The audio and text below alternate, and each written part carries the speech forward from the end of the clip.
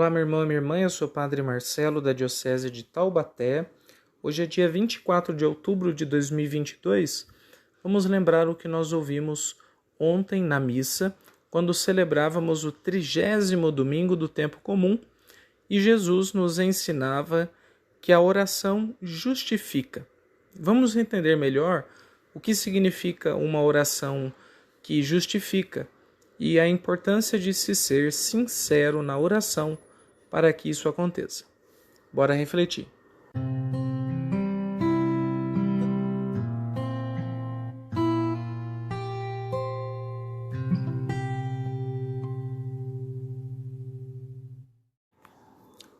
No evangelho que nós escutamos, Jesus mostrava dois homens que foram rezar, um cobrador de impostos e um fariseu. O fariseu rezava do primeiro banco do templo, dizendo a Deus o como ele era bom e que ele não era pecador, e agradecia a Deus por ser um homem justo, sem pecados. Inclusive apontava para aquele cobrador de impostos que estava ali de joelhos nos últimos lugares e dizia: Senhor, obrigado porque eu não sou como este cobrador de impostos. Por sua vez, o cobrador de impostos não ousava levantar os olhos e ele rezava dizendo a Deus: Senhor, tem piedade de mim, que sou um pecador. Essa cena do Evangelho nos ensina que, primeiramente, o que nos faz justos não é aquilo que somos, mas aquilo que Deus vai fazendo em nós, as nossas transformações que vão se operando na medida em que Deus vai tendo espaço na nossa vida.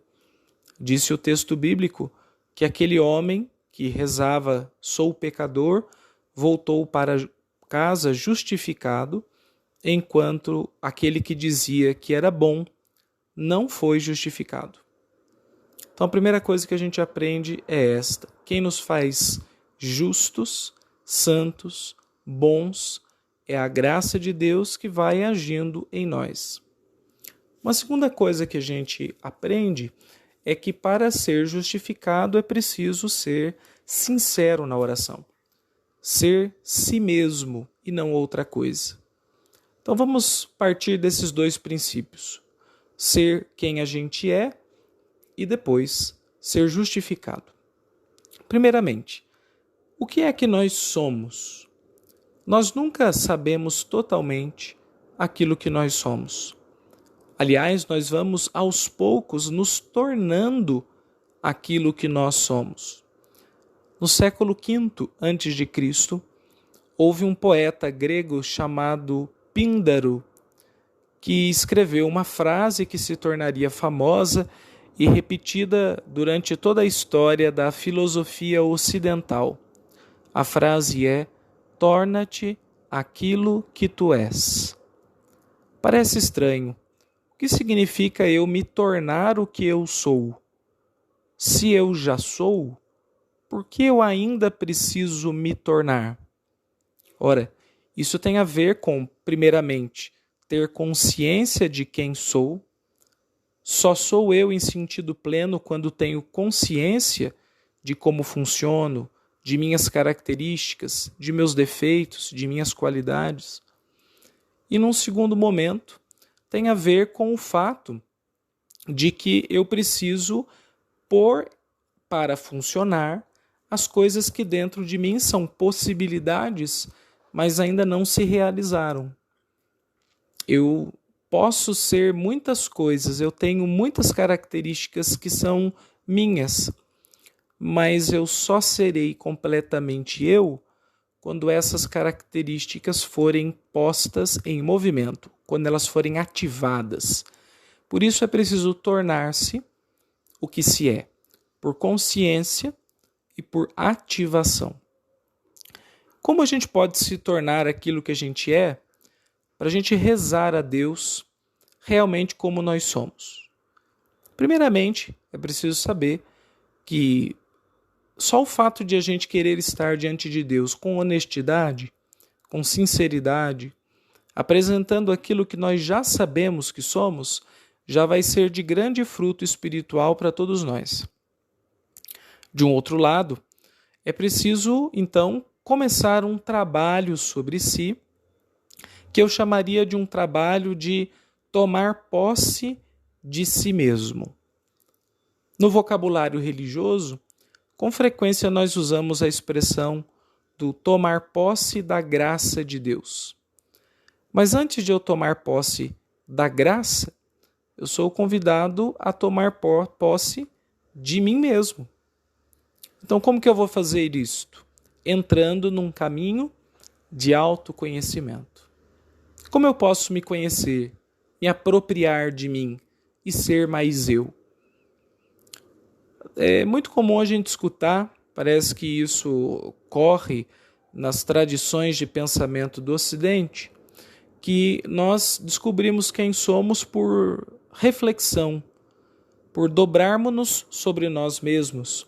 E quase sempre, pelo menos na mentalidade moderna, se associa isso a uma intuição. Então eu me volto para mim mesmo, começo a me pensar e intuo aquilo que eu sou. Por um outro lado, pensadores mais contemporâneos, como um filósofo francês chamado Paul Ricoeur, se escreve Paul Ricoeur, ele vai dizer que não nos conhecemos por intuição, mas por um longo caminho de análise, de interpretação das nossas obras, isto é, dos nossos símbolos, das nossas ideias, das nossas ações, dos nossos empreendimentos culturais, sociais, intelectuais, religiosos. Tudo que é criado pelo ser humano, tudo que é obra humana, é um caminho para a gente descobrir quem realmente somos. Porque nas coisas humanas há a nossa assinatura. Então, assim como um documento se reconhece pela assinatura, nós vamos descobrir quem somos na medida em que formos capazes de ler e interpretar aquilo que nós fazemos, aquilo que nós criamos, aquilo que nós dizemos. Ele chama isso, esse filósofo, de a via longa da interpretação, ou, mais tecnicamente, a via longa da hermenêutica. Bem, nós experimentamos isso mais ou menos sem saber, sem ter toda essa consciência técnica, em alguns ambientes que são os ambientes de intimidade, em que a gente realmente vai narrando a nossa vida, partilhando a nossa história, dizendo as nossas obras, por exemplo, numa conversa íntima com um amigo, numa terapia, ou até numa confissão ou numa direção espiritual. Porque nesses espaços a gente vai tratando das nossas obras e do modo como nós as vemos, as pensamos, as sentimos, e aos poucos vamos tomando consciência e vamos também tomando posse daquilo que nós somos. Quem já fez terapia, ou quem já passou por uma fase de mudança na vida e teve uma conversa assim marcante com um amigo, ou quem fez uma experiência forte da religião e fez um acompanhamento com algum sacerdote, provavelmente em algum momento já disse assim para si mesmo: eu já não sou mais a mesma pessoa. Eu mudei. Noto que agora eu sou diferente de antes. Essas frases se esconde a ideia de Píndaro. Na verdade, não mudei. Eu também mudei. Mas há um outro elemento mais profundo. Eu me tornei o que sou. Eu tomei posse de mim mesmo. E quando isso acontece, eu vou me tornando então mais inteiro, porque estou em mim e comigo, e não fora de mim. Em outros termos, eu não sou uma personagem, eu não sou de mentira, eu não sou um robô, eu não sou um alienado, eu não sou um inconsciente, mas eu vivo o que sou. É claro que essa consciência nunca é 100%, mas quanto mais a gente vai crescendo nela, menos alienado, menos robótico a gente fica. O que isso tem a ver com o Evangelho? Ora, Para a gente rezar para Jesus dizendo, tem piedade de mim, pecador, a gente tem que ter consciência daquilo que a gente é. Porque quando a gente é muito assim, alheio à nossa própria verdade interior, a gente fica igual aquele primeiro homem que rezava, Senhor, eu te agradeço porque eu sou bom. Eu te agradeço porque eu não sou como os outros homens. Então, a gente vai perdendo o senso da realidade, a gente se incha de orgulho quando a gente não tem a posse de nós mesmos.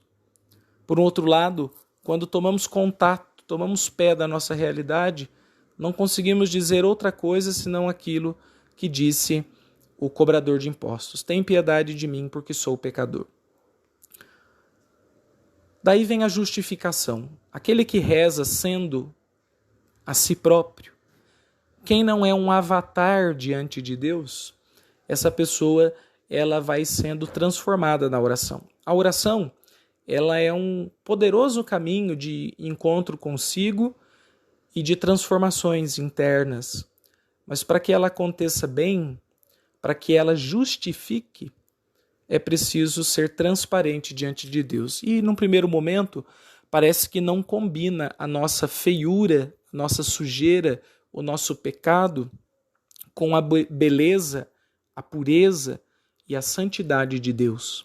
Por isso a gente cria um personagem para rezar, porque a gente acha que aquilo lá que nós realmente somos não convém às coisas santas. Mas é justamente essa coisa estranha que eu sou que é chamada a ser santa. Somente a minha sujeira pode ser a fonte da minha santidade, na medida em que ela, é claro, seja transfigurada por Deus. Agora, Deus não vai arrancar a mim de mim mesmo. Deus não vai tirar o meu software como se eu fosse um computador travado e simplesmente colocar um software novo e negar tudo o que veio antes. Deus não destrói tudo para começar do zero.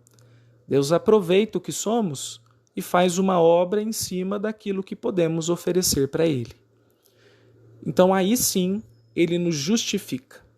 Então, meus irmãos, ao invés de nos orgulharmos de sermos cristãos, ou religiosos, ou éticos, ou santos, seria melhor que a gente se conhecesse mais, porque isso nos mostraria o quanto ainda não estamos prontos e rezaríamos de um modo que realmente nos justificaria. Tem piedade de mim, Senhor, porque sou um pecador.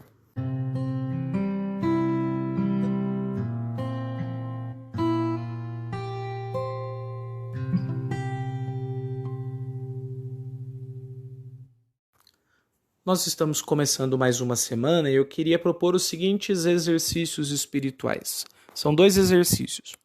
Um primeiro vai ser o seguinte, bem concreto. Quando você chegar na sua casa, depois do trabalho, ou antes de sair, antes ou depois do banho, quando você estiver completamente sem roupa, completamente nu, vá diante de um espelho em que você se possa ver por inteiro. E quando você olhar no espelho, provavelmente você vai sentir, como é comum a maioria das pessoas sentirem, algum tipo de estranhamento, porque a gente não se adapta, não se adequa, não gosta de tudo no nosso corpo. Sobretudo num mundo que supervaloriza uma beleza quase de deus grego, de deusa grega. Mas quando você olhar no espelho, eu convido você que pense o seguinte, isso que você vê, me permita dizer assim, essa coisa que você vê no espelho, é isso que Deus espera na oração. Porque quando a gente está sem roupa, sem maquiagem, completamente desprovido de qualquer, chamemos assim, fantasia, vemos o que realmente somos. E daí nós entendemos quem é que Deus espera na oração. Claro, a questão aqui é mais profunda do que um corpo físico, mas esse exercício de olhar no espelho já faz a gente pensar bastante no que realmente é que Deus espera de mim. Ele espera aquilo que eu sou, com os meus defeitos, com os meus limites e com a minha história de pecado. E o segundo exercício é esse da história do pecado. Você deve olhar então para a sua história, o máximo que você conseguir, lembrar das coisas que você já fez e das quais talvez você se envergonhe. Sabe aquelas coisas que a gente sente um arrepio na espinha e diz assim, prefiro nem pensar. Então, quando a gente lembra dessas coisas, a gente toma pé daquilo que a gente realmente é, que a gente é terra, que a gente é pó, que a gente não é super-homem, nem semideus. E quando isso acontece, a gente toma a atitude do cobrador de impostos. Tem piedade de mim que sou pecador. Quem não conhece a sua própria história, infla-se de orgulho e vai dizer, obrigado, Senhor, porque eu não sou como os outros. Mas uma análise atenta a tudo aquilo que nós já fomos e fizemos, ou ainda somos e fazemos, vai nos mostrar que nós somos muito mais pecado do que santidade. Desejo para você uma excelente semana e que você consiga se libertar dessas amarras, que você não vá a Deus rezar com máscaras e fantasias, mas sendo você mesmo. Isso vai ser muito produtivo, isso vai te transformar, porque uma oração sincera justifica. Deus abençoe e até semana que vem com mais um Ontem na Missa. Até logo, pessoal.